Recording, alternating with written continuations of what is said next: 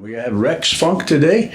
He's going to show us his version of Marquetry. I know Johanna showed us how she did some of hers on that wine cabinet she had. So Rex, you're up. All right, thank you. A high degree of difficulty there getting that thing on. I'm going to have to take this shirt off, and while I do, I'm going to have to give you the first safety tip I learned when I was a kid.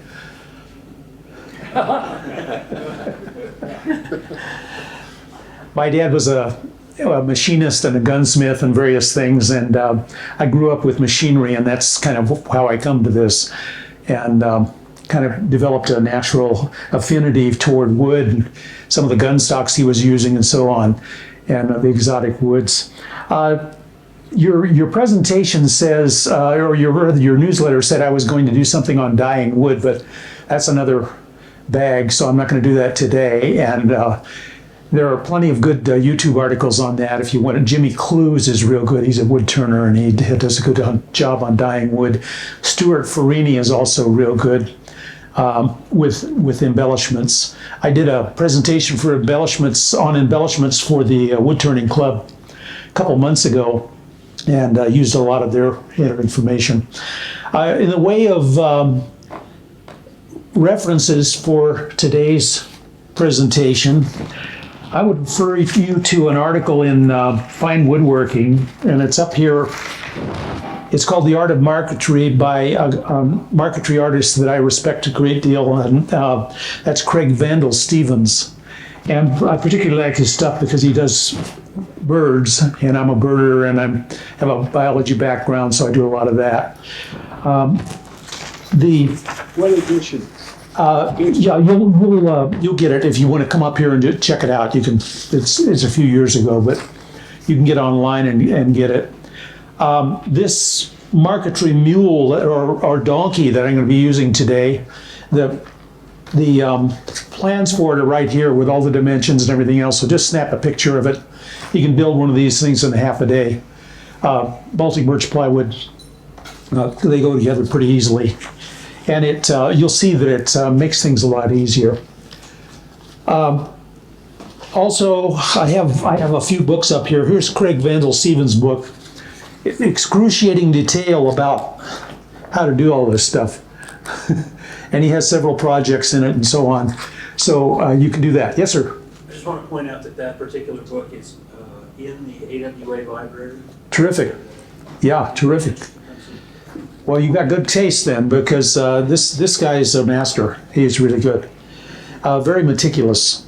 He also does, I think he did a YouTube presentation as well. I figured out how to advance this. Let's see. There we go. There we go. Okay. There's a difference between marquetry and inlay. Inlay is where you take any surface at all, like this tabletop, and develop a cavity in it that's shaped the same way as what you want to put in it, and inlay it, and hopefully do that seamlessly as much as possible. I used kind of some marquetry techniques for, let's see if I can do this. Yeah, here we go. Can you see? Yeah, it doesn't work very well. But that bird, that's a white-breasted nuthatch, and I used some marquetry techniques for that. But then I inlaid that whole bird in there along with the branch and the cottonwood leaves and so on. Yes, sir? How thick are your inlays? Well, it depends. Some of them were thicker than others. Some were commercial veneers. Repeat the question if you can. Oh, how thick were the inlays? When I use commercial veneers, like with a branch, a 42nd of an inch thick, and that's just a commercial inlay. And then some of the others are shop-made inlays, and they were like a 16th of an inch or 3/32 or something like that. So it just kind of varied. And then most of that's done with a router. Inlay is a whole different deal. It can get very, very complicated.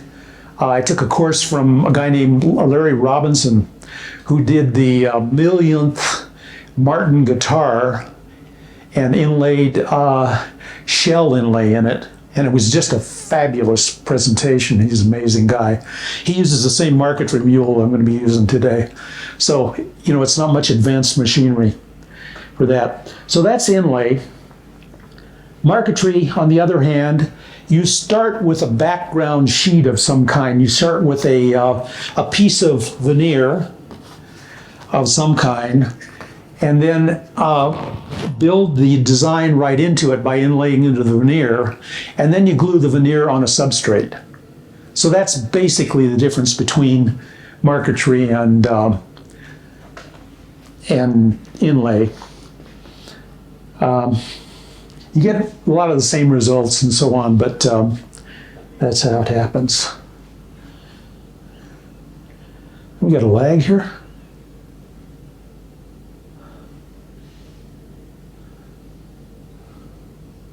Huh. Do whatever you did last time. Hit the space bar. Yeah, I'm doing it. Hit the space bar. Space bar.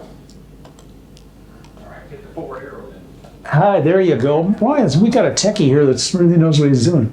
Okay, now let me give you just a brief history of marquetry. The oldest marquetry, I think that, well, some of the oldest marquetry we know of came from the tombs of the pharaohs. And they had some chairs and various furniture that were inlaid with, or laminated with some thin veneers and things like that. Why they'd need furniture, I don't know. They're dead. But they apparently the craft was preserved that way. And then as it went on, the Romans kind of copied that section. They had a flowering of marquetry in the Roman age. And then during the, I guess the medieval times, there were a lot of church art that was going on, and marquetry was used for church art quite a bit. And then in the 17th century, the French really dove deep into marquetry with this kind of stuff right here. And there were a lot of geometric patterns and floral designs and things like that. Just very elaborate stuff in the 17th century. Today's marquetry is a little more, there are some geometric designs, rectilinear types of stuff like this. There are a lot of illusional types of things, like M.C. Escher stuff, you know, where everything's three-dimensional looking and so on. But the stuff I'm drawn to is this stuff right here, where you take a subject and make it look realistic. When you choose a subject, if you're doing things like this, or even the geometric designs, try and choose something that is contrasting. Marquetry doesn't work very well when you have gradations, when you're trying to grade from one tone or one color to another. You know, you got pieces of wood like a puzzle. It's just going to be real hard to get that gradation. You can do some of it through shading, and they use hot sand to shade pieces, lighter pieces, and make them a little darker in places. And that gives you more of a three-dimensional effect and kind of a gradation of tone. But for the most part, you're better off choosing subjects that are pretty graphic looking. Today we're going to be working with several designs. Here's one right here that this yin-yang symbol from Eastern philosophies. And it's a perfect example of a very graphic design that you can start with. The tonal stuff you can work with, but it takes a little more skill and more design types of things. You can use natural veneers or dyed veneers, and I'll pass these veneers around. You can take a look at some of these. With the thin commercial veneers, you get a wider palette that you can work with. And that's one of the reasons I like to do what's called the window method of marquetry, because it uses commercial veneers. And so you can come up with colors like this, or even the reds, or all any kind of color that you want, as well as the natural veneers. But you can see the possibilities here. There are burls, there are all kinds of patterns that can be worked into your design. So nature subjects, that's kind of my wheelhouse. I enjoy that. I like to say marquetry takes PTSC. it takes patience, time, concentration, and skill. So you have to develop some skill as you go along. You can start with simple projects, and as you start getting more skill, then you can go on to the more. This is not for the people who want to knock out a birdhouse in one day, or a long grain cutting board or something like that. You know, this is something that's requires a little more concentration, a little more intention, preparation. So if you're not willing to spend a little bit of time at it and really concentrate, maybe you go on to something else. That's okay. No problem. Yes. What type of dyes do you use on your veneers? Dyes on the veneers? These are commercially dyed veneers. Good question. Yes. And one of the reasons that I use thin veneers for that is because that they can take pressure and actually inject it into the entire depth of the wood. And you can sand it and it'll still have the same color. And you can't do that with shop-made veneers. If you make your shop-made veneers between a 1/16 of an inch and an 1/8 of an inch, you're never going to get the color all the way through it. And by the time you sand it, you get all kinds of weird effects. So that's one of the advantages, and I guess I'm ahead of myself here, but that's one of the advantages of using shop-made or commercial veneers. A little bit on the composition. You all probably know the rule. Yes, sir. Going back when you're the dyeing of veneer, you said they use pressure. Another technique to inject is actually put it in a vacuum and does that increase the depth of the dye? Yeah, I don't know exactly how they do it, but maybe it's vacuum rather than pressure. I'm not sure. Same principle is either. You just replace it. Yeah, you got to somehow force that dye into the wood and get it into the fibers of the wood, and it's very difficult to do with thicker veneers. So that's one of the reasons. And I have a whole assortment of colored veneers that I use because I do a lot of birds, and when you do birds, they're colorful. So what are you going to do? You're going to be a purist and go for 100% natural wood. You can if you like, but I prefer to use the whole palette if I can. Okay, when you're composing a picture, you're all familiar with the rule of thirds, I'm sure, where you don't bullseye your subject. If you put your subject in the center here, what's the problem with that? Anybody know? Well, the problem is that your eye is drawn to that center subject and the rest of the composition just goes out. I mean, nobody even sees it. What you're trying to do is draw the viewer's eye around the picture so that you use the entire frame of the picture. And that's the idea of the rule of thirds. So you can divide your piece into thirds this way. And I'm going to introduce something a little different or a little more extension of that. And that's when you actually divide it in thirds horizontally and vertically. And where these lines intersect, there's something called the golden mean point. And there are 4 of those golden mean points. What you try to do is put your subject on or near each of those golden mean points. You may not use all of them, but try and use 2 or 3 of them. And that's a better way to get the viewer's eye moving around the picture. I'll give you an example. I hope. Oh. What do I do here?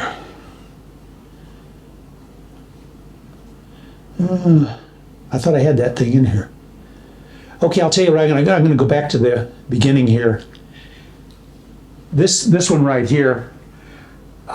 You can see these snow geese, which I tried to kind of emulate Bosque del Apache National Wildlife Refuge. If you go down there, you see that there's a bunch of hills in the distance, and these birds are flying across the sky in front of those hills. And so I found a piece of veneer that pretty much emulated the hills, and then tried to put these geese pretty much on the golden mean points. So you can see they're not exactly on the golden mean point, but they're close. I got 2 geese up here. This one's kind of splits the golden mean point, but it's all right because it's a flock and it gives you the idea. There's also some clear space over here on this side, so you can see that they're actually flying into something instead of the edge of the frame. That would be kind of painful. So that's the idea of composing your picture. Just briefly, that's Art 101. All right, woods for marquetry. We talked a little bit about commercial veneers. They're about 20 thousandths of an inch thick. There's a wide variety of natural colors and so on. You can easily cut them with a knife or veneering saw. You can use a window method of marquetry, which I'm going to demo for you today. And then the disadvantage is it's easy to sand through the veneers. Are you familiar with the acronym DAM-HICT? DAM-HICT? Don't ask me how I know that. Just a few days ago, I sanded through one, and I'd put probably about 12 hours into the composition, and it was a heartbreaker. So you run a percentage in this game, so don't beat yourself up too badly. You know, you're going to have some scrap. That just happens. Now, shop-made veneers. These usually require a good bandsaw. I've got a Rikon 18-inch bandsaw set up for resawing. It has a carbide blade on it. And you can resaw into about, I like to go about 1/8 of an inch thick with those. And then I put them through my thickness sander. I've got a Performax thickness sander and sand them down to about 3/30 seconds. So I like 3/30 seconds. Some people like 1/16, some people like 1/8. Just kind of depends on your situation. But you can also use a planer to smooth these. My planer goes down to about 1/8 of an inch. Or you can put it on a board with some double-sided tape, and you can go a little thinner with that. You can cut or saw these with a router or with a saw, and I'm going to introduce some of the tools that you use for that. And these are used in double beveled marquetry a lot, and you're less likely to sand through them, but you don't have the choice of colors that you do with the commercial veneers.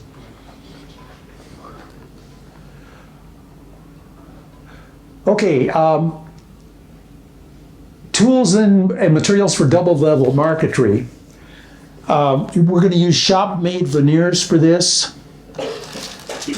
and I've got some samples of these. I'm going to make a design today that looks a little bit like this. Can you get this on? This is a swallow.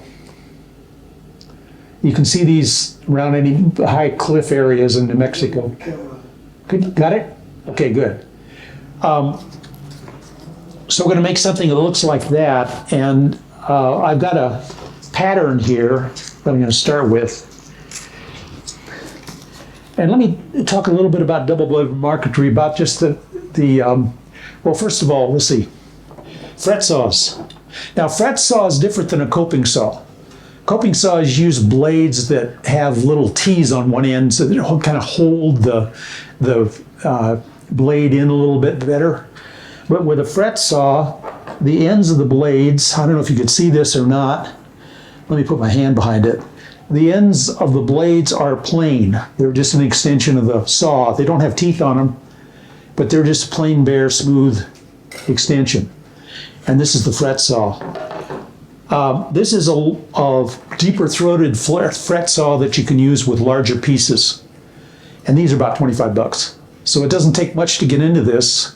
This is basically some lumber, and that's about it.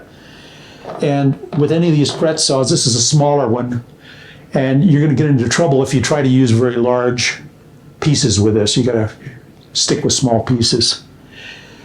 In addition to that, you're going to need a pin vise and a number 68 drill, or somewhere thereabouts. This isn't, ironclad, but 68 drill is about 20 thousandths. And it's just about big enough for your blade to get through. Now the blades themselves are pretty specialized. You want to use a number 2 blade. And number 2 blades are smooth on both sides. They look like a classic bandsaw blade or any kind of blade that you'd see. And they're fairly fine teeth. And they're the ones that you use for marquetry. There's another blade that they like to push on you, and it's the spiral blade. But it's too wide for me. It makes too wide a kerf, and it's very difficult to do marquetry with it. So don't use spiral blades, use the number 2 blade. You're better off doing that. Let's see, in addition to that, we got the donkey, foot saw. That's pretty much it, other than you're gonna have to glue eventually. I've got this Tight Bond Quick and Thick. You know about this? This is a glue that's like a white or yellow wood glue, but it dries quicker. And it's about the same consistency as a regular woodworking glue. But it's fairly new on the market. You can get it at, let's see, Ace Hardware, I think, for sure. I don't know about the big boxes. But it dries quicker. It's a little more like CA as far as when it dries, it's quicker. Yes, sir. Do you ever use a scroll saw to cut out some of your patterns? Absolutely. Good question. Boy, you're loaded with good questions. He's my shield. He's got the good questions coming up. What's the question? Oh, the question was, do you ever use a scroll saw? And yes, I have. As a matter of fact, that inlay piece that I showed you with the bird and the cottonwoods leaves, that was scroll saw. Scroll saws have an advantage. Their throat is usually about 18 inches or so. They're used, so you can use pretty large pieces with them. You can also modulate the speed, so you can go fairly slow, and you'll see that it's better to go slower when you do that. They also hold the blade vertically, which is something you have to really focus on when you're doing something like this. You have to have a vertical blade. So scroll saws are a great way to get going, but I would say there's a little more control with this donkey. You're doing it by hand. You can stop anytime you want, slow down anytime you want. Your depth of cut and your aggressiveness can be modulated and everything else. So it's better to, I think, start with this kind of a situation here. Let's see. And I guess I mentioned that you can snap a picture of this, and it'll you can build one of these in half a day. All right, here's the theory behind double bevel marquetry. This is the donkey, the surface of the donkey, right here. This is what's called the insert veneer. It's the veneer that's going to go inside the background veneer. This is the background veneer, and it's on top. So you make a sandwich with the background veneer on top and the insert veneer on the bottom. Tape that together, and that's how you start. Then you have an angle that's preset on your donkey, and you'll see why in just a minute. But you set that on top of your donkey, drill a small hole using a pin vise, thread your blade through the hole, reattach the blade, and you're ready to go. And we'll see how that happens. But basically what happens here is you're creating not only a shape, but you're creating a kerf. And the kerf has width to it. So the background or the insert veneer has to appear like it's larger. You have the insert veneer is on the bottom, so it appears larger than the background veneer on the top. Just keep that in your mind while you're cutting, and you won't get into trouble. Also, another thing to keep in mind is to cut clockwise. Cut clockwise. And then when you do that, you generally wind up the right way. Now, if you were to take this and put it horizontal like this and cut with this saw, and then take the background or take the insert and try and put it in the background, you'd wind up with a hole around the whole thing, a kerf around the whole thing. But the more you tilt it, the more chance you've got of fitting this piece here into the other piece, and it fits in like lock and key. It's just perfect. And you'll see how that works too.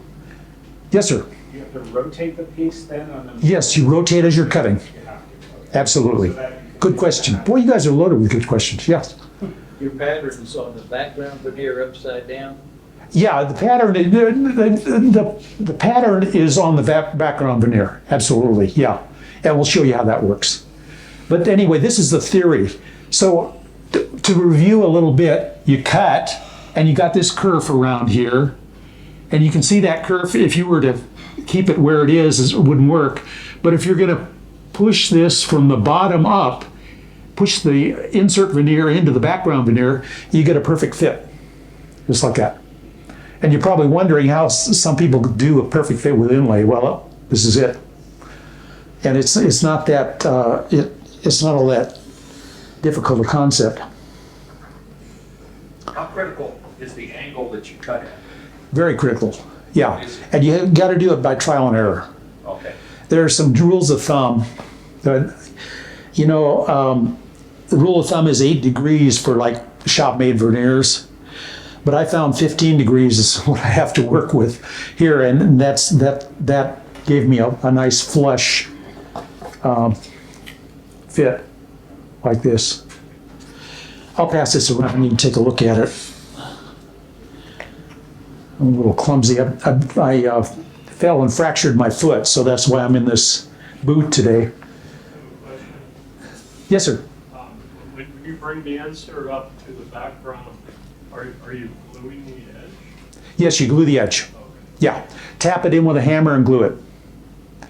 Okay, we're getting ahead of ourselves on the other one, so I'm just gonna leave this here. Or maybe what I'll do, let me back up. Well, no, sorry. Okay, I'll leave it there. Good as any. All right, today I'm going to demo how to make that bird that I'm passing around there. And this is a swallow. Find these all throughout New Mexico, wherever there are cliffs. I'm going to use 2 veneers. This is, I'm using soft woods. Start with soft woods. Hardwoods are harder to mess with, and they don't saw as well. So get your skills and your chops up on these softer woods. I've got a walnut here, and let's see, a poplar. So they're contrasting. First thing to do is tape them together. Use yards and yards of this tape. I use so much of it that I go on Amazon and I buy their cheaper blue tape, painter's tape. The 3M stuff is really going through the roof, you know, when you get up in the let's see if that, yeah, that'll work, okay. Now I want to put the design on. So I got this pattern here, right here, and I'll put this on in such a way that you can see these wings come out this way like this. It's not as critical with these thicker veneers, but you get into a situation where if you're using cross grain and you have this very fine and narrow stuff, it'll start disintegrating on you or cracking or whatever else, and you don't want to use cross grain if you can help it. Try and run long grain into those pieces that are narrow like this. Okay, I'm going to take a pencil, a sharp pencil, and scribe around it. Okay, let's see if I can. That's not working. How's that? Camera's not working. Oh, it's not working? He'll be back in a second. Okay. Okay, I'm just scribing around this. This isn't real critical. And you'll find that if you make a mistake, nobody's ever going to know it because it all comes out pretty much the same. Each piece is the same. Okay, I've got a. Where do you get the template? Oh, I think I got it out of a bird book. I I just kind of copied it.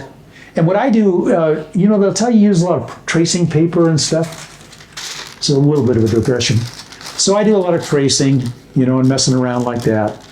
And then use carbon paper to transfer it. I had some carbon paper here. Here it is, yeah. So I'll do like a design like this, and I'll transfer it using the carbon paper to the background. And what I find anymore is I've got a printer that'll print, it resize things. So you can do 60%, or you can do 120% or whatever. And I just copy something and use that as my template. And some people use a lot of tracing, and you can do that.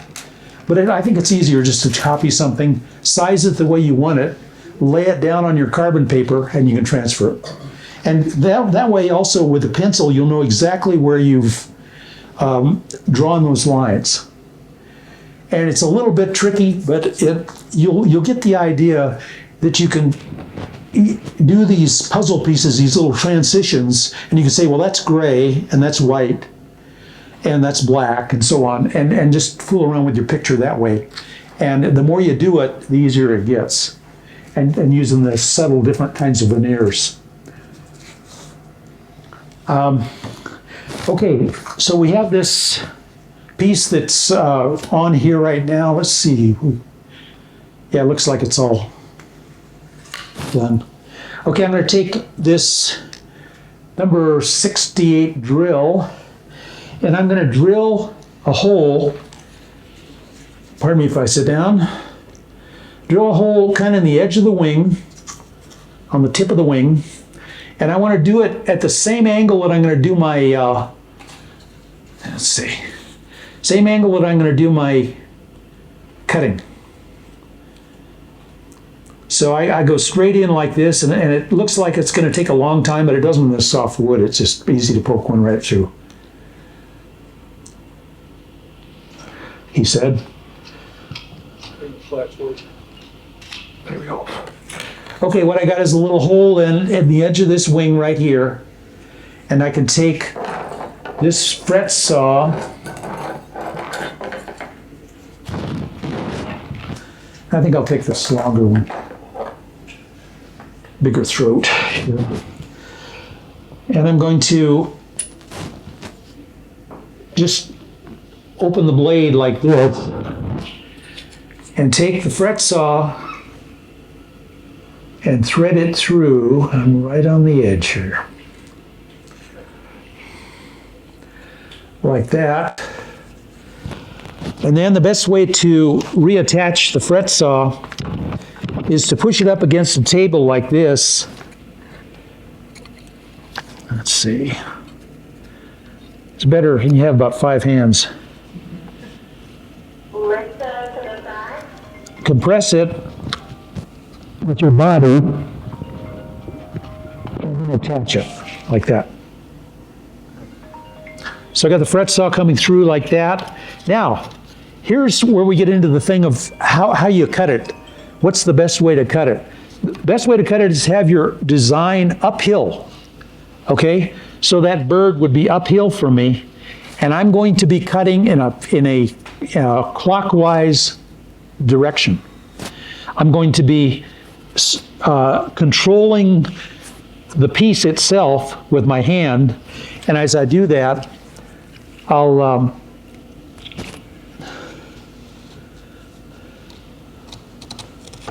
okay, now you want to set up a nice, even, kind of a sewing machine type motion. Keep your blade completely vertical, 90 degrees to the, well, not 90 degrees, but straight up and down. And then I'm going down this wing. I wish we had a, whoa. I didn't get it tight enough here.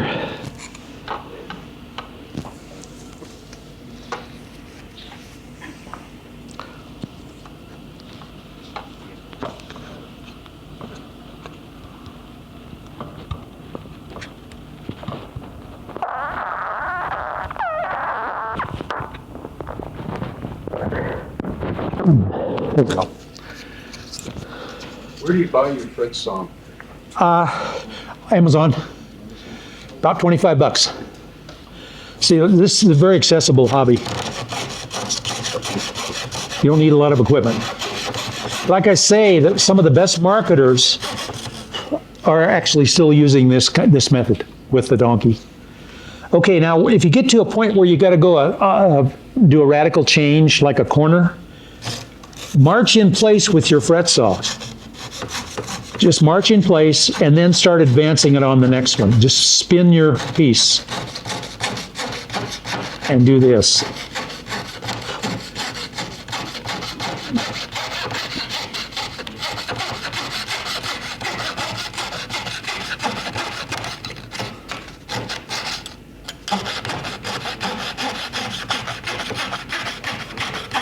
I wish you could see this.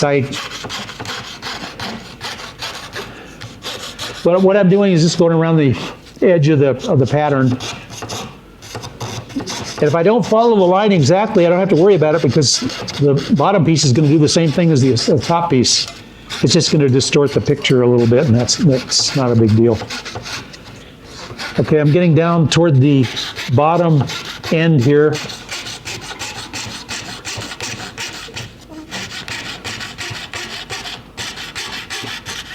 I'm going to march in place on the other wingtip and turn it while I do, and that'll get around just about any corner that you want to get it around.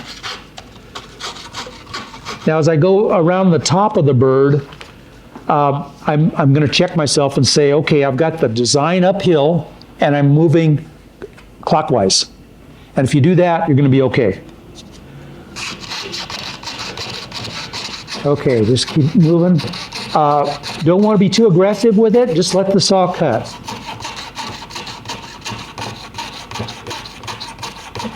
You start getting aggressive, you're going to go offline.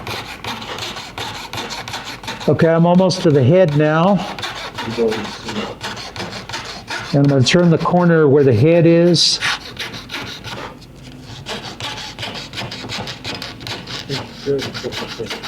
Now I'm up to about the tip of his bill, so I'm going to march in place. I've got to do a radical turn.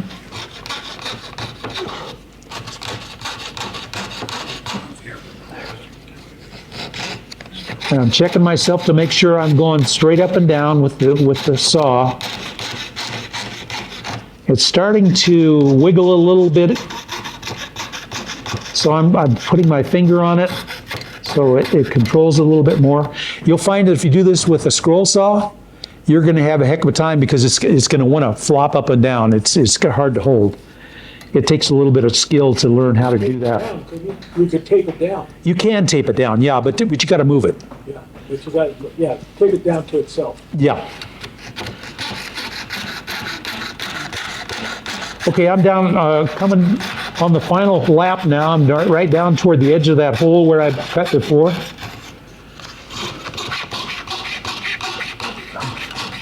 I got to describe the play-by-play here. Now, here's where you want to be careful because you're going to lose that insert if you're not careful. So hold on to it. Right there. I'm going to pop the blade, get this out of here like this, untape it.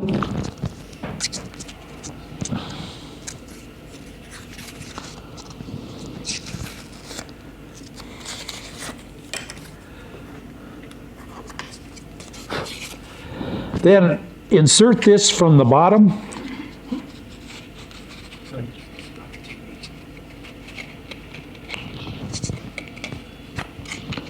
Wants to fit on one side, not the other. That's right. Can't fix it, get a bigger hammer. Impact. My dad used to say that. He also used to say, give a kid a hammer and he thinks the whole world's a nail. Yeah, that's what you do. You pop it in, and that's what you get. It is great. I'll pass this around. Let me glue it. I'll use some of this fancy glue. That a good stopping place, Rex? Yeah, this will work. Yeah, this is double bevel. Yeah, go ahead. On that note, We're gonna start with another method of marquetry now, which is maybe a little more accessible in terms of the gear that you need. You don't have to build a donkey for this. You basically just use a cutting mat. You can buy these cutting mats just about anywhere else. You can see I'm about ready to buy a new one, but these things are great if you're using X-Acto knives and use a cutting knife. I don't use them anymore because I have a different type of tool that I'm using. I'll demonstrate just a minute. But that's one of the things. Here are the tools and materials you're going to need for this window method of marquetry. This works well with commercial veneers, as I mentioned before. You're going to need a substrate to glue it on. That's Baltic birch plywood or MDF. Either one of those works pretty well because they're dimensionally stable. If you start using just plain wood at 1/8 of an inch, forget it. It's going to warp on you. And so I would use either of those. A cutting board, like I demonstrated here, or just a piece of MDF will work. You need magnification and light. You can buy any of these little desk lights on Amazon for super cheap. This one's actually battery powered too, so you don't need a cable for it. But you're going to need some task lighting, especially if your eyes are as old as mine are. And this little magnifier is good because you don't have to, you get hands free. You just put it on, you can flip it up and whatever you need to do. Use as much magnification as you think you need and then use some more because it'll make you a lot more accurate. And then let's see, we got an X-Acto knife with a pointed blade. This is the one I like. It has this little nub here, which I bought several years ago, probably 20 years ago, and I can't find it since, but it's really nice because it fits right into your thumb and finger, and it's real easy to use. Alternatively, you can use one of these with a pencil cushion type thing, little X-Acto knife. And yes? Is there a particular brand of X-Acto knife that works better than others? Save yourself some trouble and get the best one you can. This one I like better. I don't know what the brand is, but you screw it in from the back. It's just a more secure thing. This one's real flimsy. It comes loose all the time and everything else, and it's hard to use. But this is an X-Acto. But you just find a good one and stick with that. And as far as the blade, I think it's a number 11 blade. I can't remember. It's just that pointed blade. That's all it is. And in order to keep that blade sharp, you can either change your blades out all the time, or you can use some sort of a diamond hone. And this is a business card size diamond hone. 600 on one side, 300 on the other grit. And you basically just scrape it across there. You probably saw me sharpening this stuff before the demo here. Let's see, what do we have? Sharp pencil. Masking blue tape. Yeah, masking tape. You can use masking tape. You can use painter's tape. Some people use Scotch tape. Anything to hold your work steady. Like they say, there are two tools you need in your shop: duct tape and WD-40. If it moves, duct tape it. If it doesn't move, WD-40. So. But anyway, this stuff's good, and like I say, I buy it on Amazon, and it's a lot cheaper than going down to the big box. Let's see, yellow glue, any kind of yellow glue you got. I mean, this isn't real critical. We're just trying to get those pieces to stick together for a while before you actually put them down on the substrate.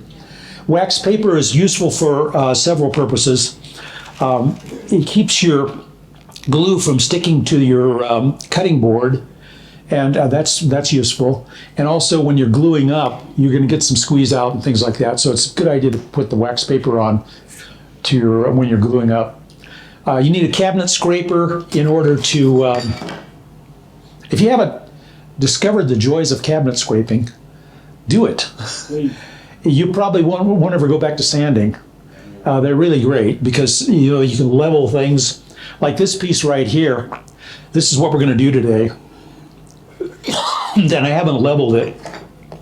So what you do is you can level it with a cabinet scraper, and I have to actually clamp this down to do it.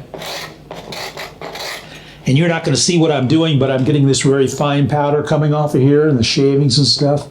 Cabinet scrapers is great. Learn how to sharpen one, learn how to use it. That'll get you down to level, and then you go from there 120, 150, 220. I go to 220. You hand sand? Yes, Block? with a block, absolutely.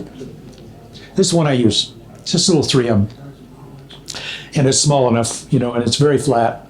It'll take a third of a sheet of sandpaper, I think, or something like that. I forget what it was, or a quarter of a piece. So anyway, that's what you do there. Sanding block or carbon paper and tracing paper. We kind of been through that a little bit. I'm using carbon paper today to transfer my image. I've got this image that I shot with the off the internet, and shot it down to what size I thought it would be with a printer, a good size. You can vary the size. And I got a piece of carbon paper under it. I'm going to put it on this piece of curly maple for background, and that'll be the background. So first thing you do is put on your glasses and run a pencil around this. And I thought this Xerox, or whatever you want to call it, this copy is expendable to me. So I can put pencil on it, and I don't have to mess around with tracing paper or anything else.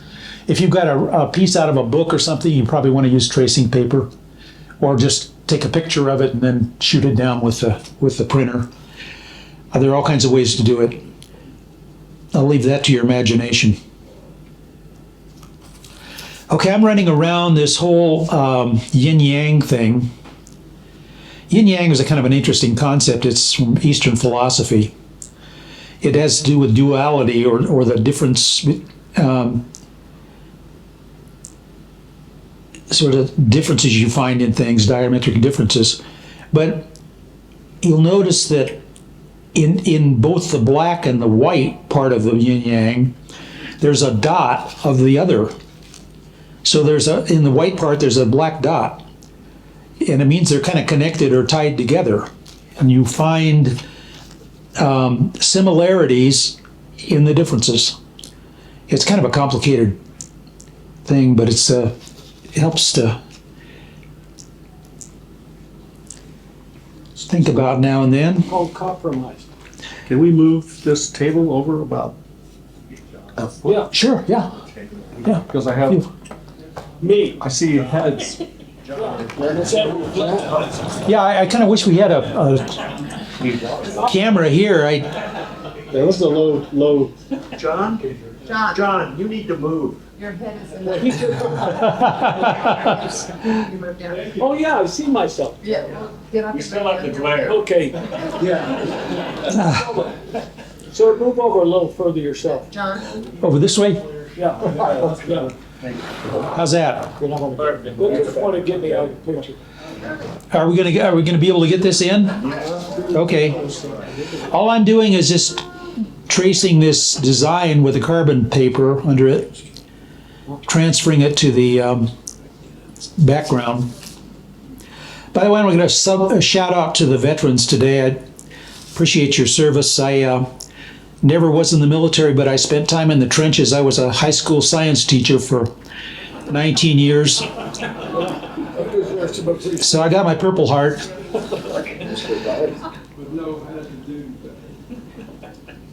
That's the back of the background piece that you're tracing onto, right? Yeah, I'm just doing the background. But it's the back side of the piece, No, it's the front side. front side. Yeah. Okay. They're both faces are up. Yeah, both faces are up, yeah. It doesn't matter because we're not beveling. Oh, It just isn't gonna matter. what? Oh, router. You're not there. You get a fine cut, you can just burnish it. But you wanna work from the front side. Unless you're beveling. Yeah, unless you're beveling. Well, you wanna put your design on the front side for sure. Okay, well, I don't have to get too fussy about that. That'll work. Okay, let me see if I can show you what I've done here. And I can hardly wait to see what I've done. I had the I had the carbon paper backwards.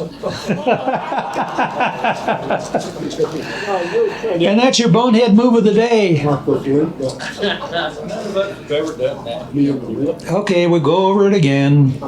Maybe this time a little faster. You're gonna give me one mistake and then you line me up against the wall, right? You were just trying to show us what not to do. Yeah, that's right. You know what, when it comes to mistakes, I think the difference between someone who is an advanced woodworker and someone who is not is they've made more mistakes. But they learn how to correct them. Like I say, experience is the name we give to our mistakes if we don't rehearse them. Sorry. And so you're supposed to learn from your mistakes, and sometimes you don't.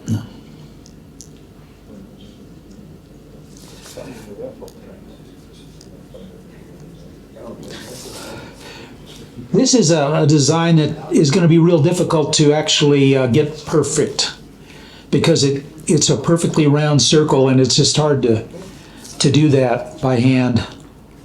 Too many slips. But we'll give you an idea of what it'll look like. Let's see what I got here. Yeah. I think this is the right way.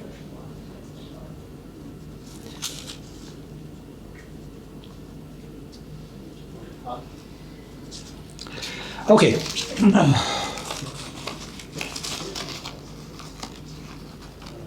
Who's got my picture? Okay. Over there. Got it? John? Okay, this is a very simple graphic pattern. So got that on the background. I'm going to tape the background. Well, before I do that, yeah, I'll tape the background down. Let's see. Now the first thing I'm going to do is cut a window. I'm going to cut an opening in this background. That's why they call it the window method. And I'm going to use the X-Acto knife for the first part of it, and then I'm going to show you a new tool that you'll probably salivate over. Okay, first thing you do is to make a fairly light cut. And this is the painstaking part. Doing cuts with an X-Acto knife through hard woods like this curly maple is challenging. Are you just scoring the top wood, or are you going all the way through? I'm scoring it now. Then I will go through in the next few passes. The question was, are you just scoring it, or are you going all the way through? And it just takes too much effort to go all the way through. When you start going through, you'll be able to tell, especially on the long grain, it'll start separating.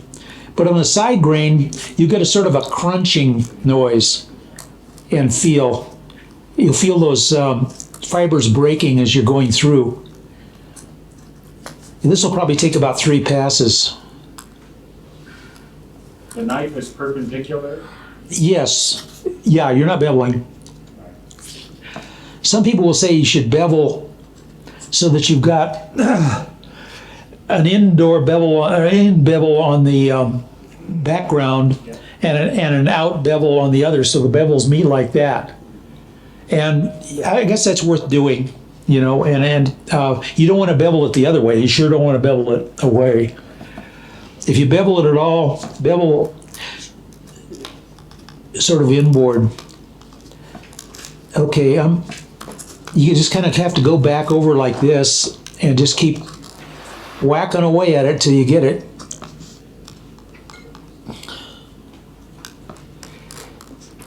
I learned this technique from a marquetry artist named Jane Burke, who now lives up in Idaho. I met her in Arizona when I was down there. And she does really good work. She has a website if you want to check that out. And by the way, while I'm doing this, why don't I just pass these around? These are some samples. This is some stuff I've done recently. Some of those are from photographs, some are from like greeting cards. I get my designs just about everywhere. I get them off the internet.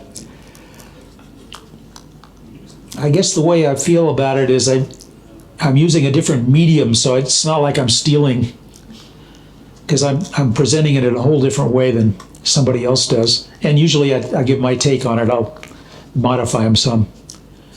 That quail was from a photograph. I wanted a running quail, and I found one on the internet. Surgical knives have a place in marquetry? Pardon me? Your surgical knives. I don't know. They'd have to be really sharp like this. They'd have to be kind of pointed. You probably could use them, but these are disposable, so you can get new ones. Someone put me onto them for other just general shop applications as an alternative to the X-Acto knife. Right. And so I know that the marquetry people use it. Yeah, I would hesitate to use them because I know what these are, and I can replace them real easily too. I got a whole stack of them from Woodcraft, whole box of them, like, oh God, hundreds of them. And I just go through them like toilet paper. For Ben's edification, on a surgical one, Boyd Parker makes two that would work for this. One of being a 25, which is the larger, and the other one be a number 11. Uh-huh. But they do take special, a number 3 and a number 4 handle. Yeah. Yeah, I'm like I say, I'm not familiar with them, but whatever works. Can't argue with the results. Now, you can see how slowly this happens and how painstaking it gets to be, because you want to try and stay with the lines and all the rest of that. It isn't so critical when you're first starting out with the first piece, because the other piece will fit right into it. And when you make the window, you can adjust. But with a piece like this that's very definite design, you want to get as accurate as possible. If I'm doing birds or something, it doesn't matter if I'm a little bit off, because I can just compensate. Nobody will ever know. Maybe a adamant birder. Take a longer wing or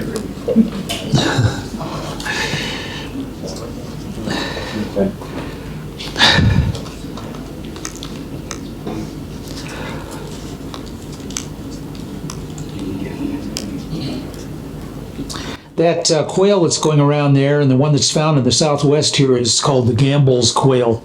Yeah. And it's spelled Gambel for Joseph P. Gamble, who was a pioneer naturalist. They named it after him.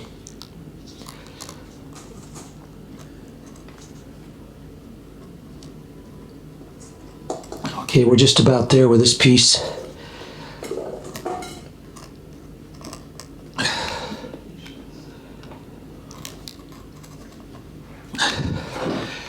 Then it gets down to the end, you have to free all the little pieces that didn't quite make it. Any pieces that were not on a flat surface, for example, on top of the chest that's barreled, and are there special techniques that you apply to accommodate that? Yeah, you're talking about doing marquetry or inlay on a curved piece? Yes. The master of that, to my mind, is David Marks. He lives in Santa Cruz, California, Santa Clara. Well, anyway, he lives up in Northern California. I've taken some classes from him, and he did a piece called Oceans, where he did that. He had basically a shield that was about 3 feet in diameter that was turned on the lathe, and it was convex, and he inlaid fish and all kinds of things into the convex surface. And you can get on his website, djmarks.com, and see how that's done. I've never done it myself. So I imagine you have to change the angle on the yield to accommodate if you're doing a double Yeah, it's just Okay. real fussy stuff, you know, and advanced. I'm not quite there yet. Part of being there is having the desire to go there, you know, and I've got other things I'm interested in, so. You're not doing bad on your second try here. Pardon? You're not doing bad on your second try here. Oh, well, thanks. You do it this week, we can tell. Yeah, my marquetry chops, especially with a double bevel, are a little bit rusty because I took that course about, it's been 3-4 years ago or more. And so I've been practicing a little bit, but that's how I got the angle right on the mule or the donkey. Okay, got a piece here, just came out. This is the piece that's waste. We throw it away. What I'm going to start with, I'll start with the black. If I can find it. Here it is. Okay, now when you're situating your piece here, your inlay piece, if you've got some really tight pieces down here that are very narrow, make sure your long grain goes into that. Don't try and put side grain into that real small piece. You're going to wind up powdering it. It just won't do anything, and you wind up having to repair it. I'm going to just touch this up just a little bit. There we go. And I got a couple of hanging chads here. Got to work with. Hate to use politics, but. Okay, so here's what I got, a window. And that's why they call it the window method. I'm going to take this piece of black, orient it so that the long grain goes down into that narrow slot there, or taper, like this. And then I'm going to tape it together.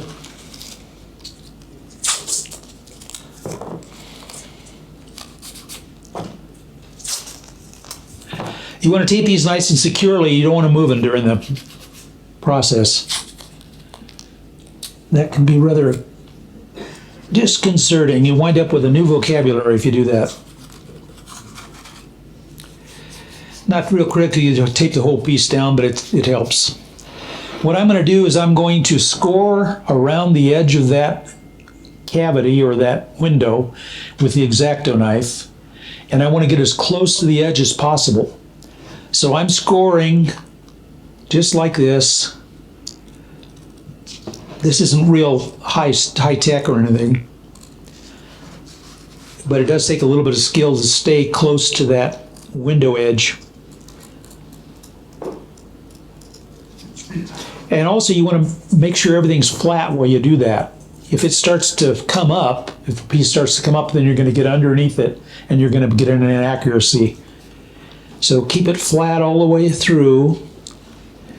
I guess I'm probably covering up what I'm doing here with my hand, but this is what I'm doing.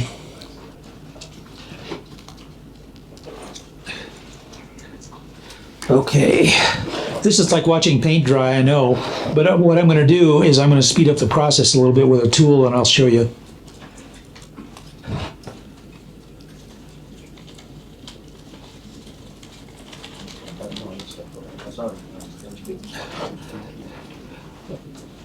Now, the reason you use an X-Acto knife rather than a pencil for something like this, a pencil you could do that in a minute. But with the X-Acto knife, you get a much closer fit to the edge of that window. And that's why you want to use it. Now, if you cut a little bit of the top part out, if you cut a little bit of the background out, don't worry about it, because it'll all come out in the wash. It's the same thing. It'll all be there. Okay, I've just scored this whole thing all the way around. I'm going to take the inlay piece off, inset piece off the back. Hopefully not tear up the background. I don't know if you can see this or not. You probably can't. what I've got is a lightly scored line all the way around in that shape. Yeah, got it? Yeah, sort of, yeah. Yeah, he's not filming it, it's getting recorded. Oh, okay. All right, now I'm going to speed this process up and I'll show you how I'm going to do it. This little guy here is called the Wonder Cutter. And what it is an X-Acto knife on steroids. This thing vibrates at 40,000 vibrations per second. It's ultrasonic. Per second? Yeah, per second. Or per minute? Maybe it's per minute. But anyway, it's ultrasonic. And what happens is this little stylus here will vibrate this blade, and it cuts through anything fast, like butter. It'll cut through very hard woods and all the rest of it. Now, you're probably saying, man, I'd sure like to have one of those. This one costs about $425. And how do you justify that to your spouse? Let me tell you how. When I sell one of these Marquetry boxes, and I've sold, I think, 3 or 4 so far, just a couple of them would cover the cost. And so that's the way I rationalize it. It's kind of like the woodworker's rationalization. Only God is perfect, so that you have to leave some design flaws or you have to leave some flaws in your work because it would be arrogant to try to be perfect. You don't want to try and upstage God, you know. Design features. Yeah. So there's all kinds of rationalizations. If you can use that one. You've got one of your other knives on the floor. Oh, do I? Okay, thanks. Yeah, it's X-Acto. And I have a question. Yes. Is there a reason you don't cut the two pieces together? Yeah, you're not going to get an accurate cut that way. Really? Yeah. I've tried it before, and you just don't get an accurate cut.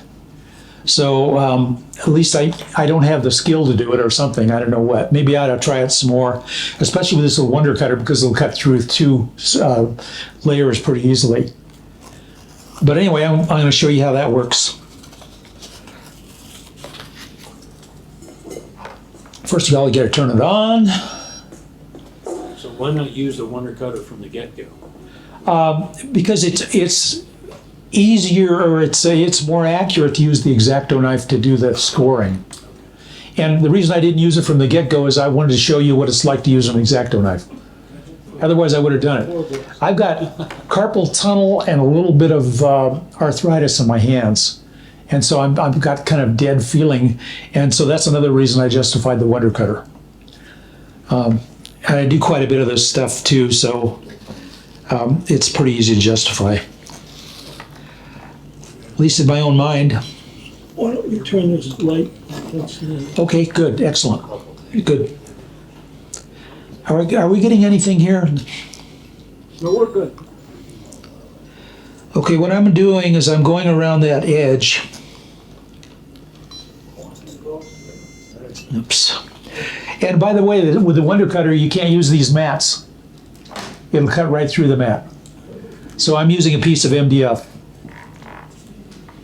MDF is good because if you use any kind of plywood or something like that, it has directional grain and it'll catch your knife and guide your knife, and you don't want that happening. You want to guide your own knife. It's really quiet. Yeah, it is quiet. Yeah, it makes a little squeaking noise. I don't know if you can hear it. Clean your teeth at the dentist. Yeah, it's just a little squeaking noise. So you press the little button on it. Well, it'll cut pretty quickly, so you got to make sure you know where you're going.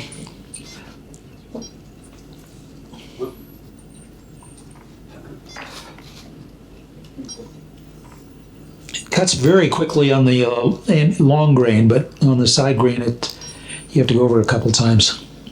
With the ultrasonic vibrations, does that tip heat up? Yes, it does. Yeah, and sometimes you get some burning on your piece, but it's not too bad.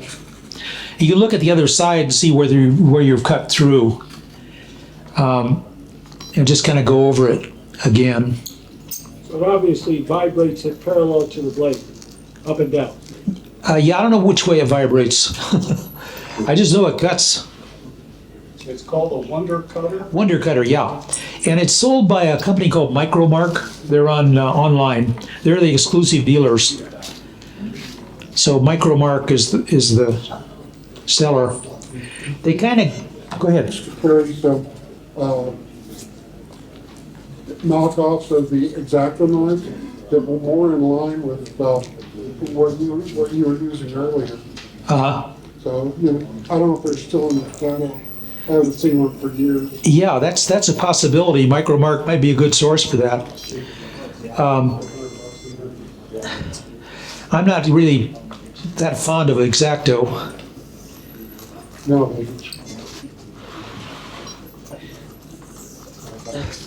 Usually I find just a couple of cuts on the cross grain works. And here's where you got to be careful about your light. Kind of rotate the piece. Keep your piece in the light so you can see your groove. See what you're doing.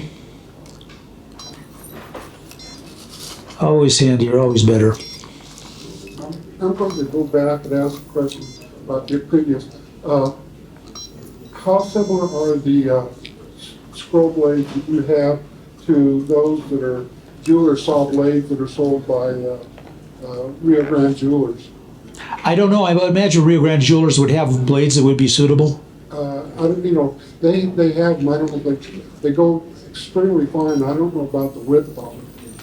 Yeah, it's a number 2 blade, so I imagine that's fairly standard. I don't even know that they have like the number of teeth on it per inch.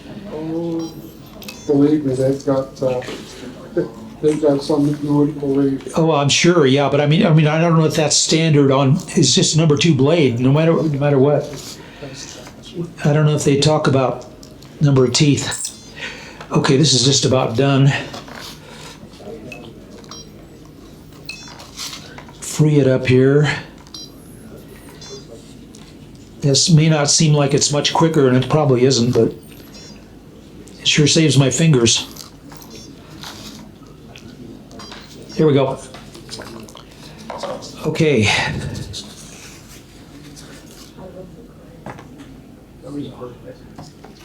Now I'm going to take this and put it in the window and see how accurate I was. And I guarantee it won't be perfect. It won't be the same as what you see with the double bevel method. You're going to have a few areas where you're going to be maybe some gaps. Let's see. I probably should tape it. Good, and you just lay the glue on the very edge. Yeah, that's all you do. And it's a good idea to have some wax paper on the back because you're going to glue it to substrate if you don't. Okay, I'm just going to just briefly, geez. Okay, that's kind of the idea. And there's going to be some holes there. Yeah, that's great. You fill the hole with anything? Do you what? Fill. Yeah, you can fill the holes. Yeah, you can take some long grain black veneer and fill those holes. Yeah, it works out pretty well. And then just tamp it in. You don't have to be super accurate, but it's somewhat accurate. Okay, I'm going to glue this in. I'm not so concerned about this surface right here that's going to mate up with the other, with the yang, because I can make up the difference in that gap right there with the other insert. But I'm trying to make it so that I can get pretty close on the edge here. Okay, what I'll do is go ahead and glue this up. Glue's on your How are we doing on time here? 15 more minutes. Oh, okay. We're not going to make it. So what I'm going to do is I'm going to kind of move ahead and do one more thing with you. I'll pass this other piece around so you can see what it looks like when it's finished. Now, when I glue this, I'm only gluing on the outside. I'm not gluing where it's going to come in contact with the new piece. the yang piece. All I'm gluing is just the outside. Why is that? Because when we put the yang in, you don't want glue because you're going to be working with your X-Acto knife and everything else in there. And then you glue it when the other piece goes in. You glue on all sides. Yes. Move the glue block. Oh, there we go. Okay, I'm going to stick this in, and then I'm going to show you something that you can do to get perfect circles. Okay, I'm going to tape this in on mainly on this one side where it's up against the circle, and I want it as tight as I can get it. I can already see where I have a lot of gaps on the other side, but that can be made up with the next piece. Not a problem. This is somewhat a forgiving process. Here's where you might want to put a little wax paper under your design if you're going to, put it down and glue it like this. And that way it won't stick to your substrate. But here it is here. And then you'll notice in this design we have the black one has a white dot in it. That's sort of the fact that opposites contain both opposite and negative. I don't know what the language is, but there's one is contained in the other. All right, I've got a cheapo Harbor Freight punch here, and I'm going to make that round thing with this. First of all, I'm going to have to do it twice because I'm going to have to take both a black and a white one. And I'm just going to rough this out. Before I do it, let me tell you that when you're dealing with stuff like this, tape the other side of it. Put a piece of tape on the other side of it, and that'll keep your wood from splintering. If you've got a little piece that you're working with, make sure there's tape on the other side of it. You'll be a lot happier if you do. Hammer's on your left. Yeah. This is not a drill. Keep telling myself that. Okay, we'll see if we can whack this off in one piece. I split it, but it's not much of a problem. Okay, there was a little poker I had in here somewhere. Let's see if I can do it with the X-Acto knife. Maybe not.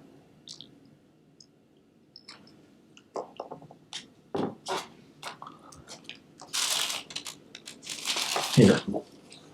Where there's a will, there's a way. Why don't you use your drill? Your little hand. Could do that, yeah. I got the wing of a bird here. Okay, I'm going to pull this guy out, and I'm not using this. This is just a little black dot. What I'm going to be using is the white dot. So I've got to get my white piece here. So are you going to use the black dot in the white side? Yes. So I want to tape the back side of this.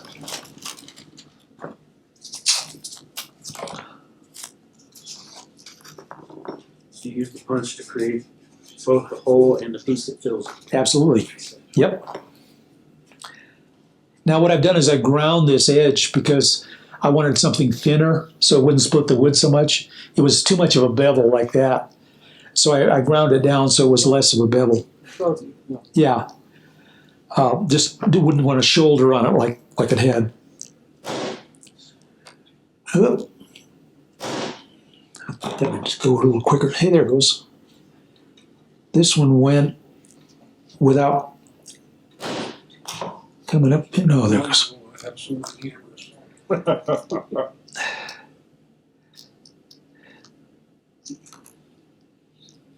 Okay, now I've got a white dot in my hand. I don't know if you can see it. And I'm going to inlay it in the black yin. I don't know if it's the yin or the yang. That's how much I know about Oriental philosophy.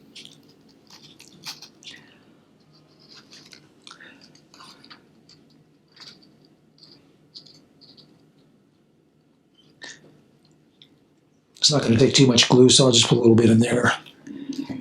And believe it or not, that piece goes right in there. Some glue spread out. Do you recommend wiping off with water or something Yeah. immediately, or wait Yeah. and sand it out? Save yourself some grief and wipe it off right away. Yeah. I've got a little split here, so I'm going to be repairing that a bit too. Yeah, the more glue you can get off of it when it's wet, the better off you are. I think you understand. You probably know that. Got this far in woodworking. Okay. Same process on the other side. You take this, I would cut this other window out, and all I have to do to cut that window out is cut the circle, the outside of the circle, and then that thing will pop out. And I take the X-Acto knife and I put the white veneer behind it, score it, cut it with a Wonder Cutter, whatever, and then that'll pop right in, and it should eliminate this gap, which you can see, which is right here in the center. There's a gap right there. That should eliminate that gap, because you come right up flush against it. Replicate it. Yeah, and then it should work. And that's how it's done. Now what it looks like when you get through is like this. And then, as I said before, I'm going to take this, clamp it down a little bit. I'm going to smooth this out. I think we have time to do a quick one here. I'm going to take this scraper, come across it, and level it. And this does most of the heavy lifting as far as leveling. Turn it around a little bit.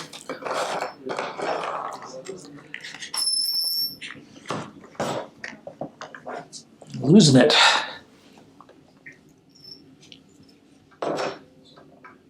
Huh. Okay.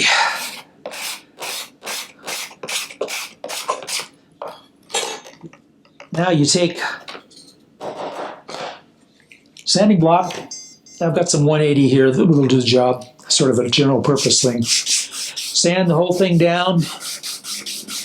What about a random order sand? You could, but it tends to begin more than this block. A block like this is much more accurate. I've ruined pieces with random orbital sanders. They dig in. So keep it as flat as possible. There's not that much sanding you have to do. So just use a block. I got a table that I did an inlay on and used a random orbital sander, and it just happened to be waterfall babinga. And that stuff is extremely hard in spots, and other spots it is soft. Okay, what I'm going to do is throw a little bit of instant finish on this. If I had some air, I'd blow it off.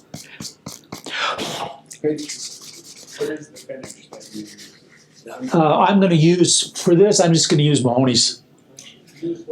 Mahoney's utility finish. It's basically just a walnut oil, which he's actually heated up and cooked. It polymerizes a little bit better, and it dries very quickly.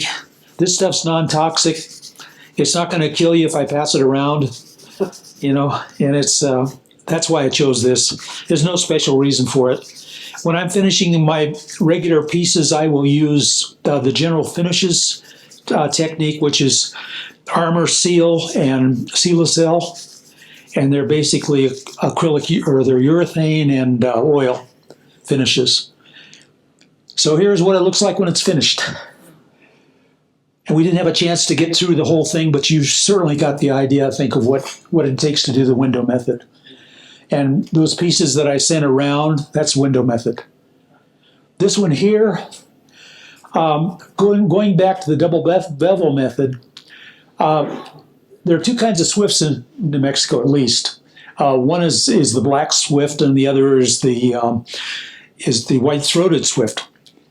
And I wanted a white-throated swift, so what I did was to cut another hole in this and put another piece into the top of that after the first piece. And that's what you do. You build up different things so you can put several pieces together. Craig Vandal Stevens, for instance, there must have been,